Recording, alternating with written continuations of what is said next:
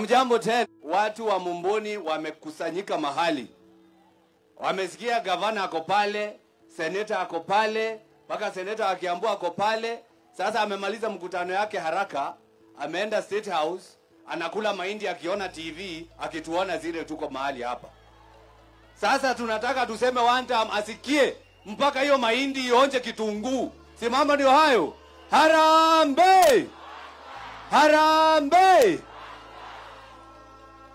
Mimi nikifika hapa, nimekuja hapa kusema sisi ni marafiki. Na sisi tunaunga mkono Kalonzo Musyoka. Simama ndio hayo. Sababu yeye ni kazini yetu mkubwa. Na kama ni kazini yetu mkubwa, lazima mahali amesimama, lazima mahali Rigiji amesimama, tuko hapo. Si ndio? Na ndio nataka kuwauliza swali hapa kabla sijaongea ya Mheshimiwa Kisoi. Tarehe ile inafika ya mwezi wa 9 mwaka wa 2027. Ukaenda kwa ballot. Upate Kalonzo Musyoka na William Ruto, utachagua nani?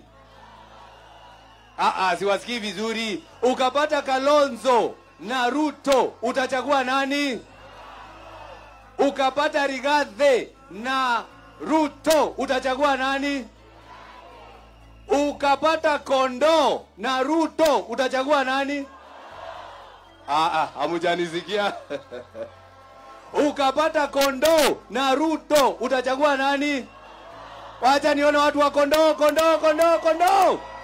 Huyo mtu tunapeleka nyumbani asubuhi na mapema.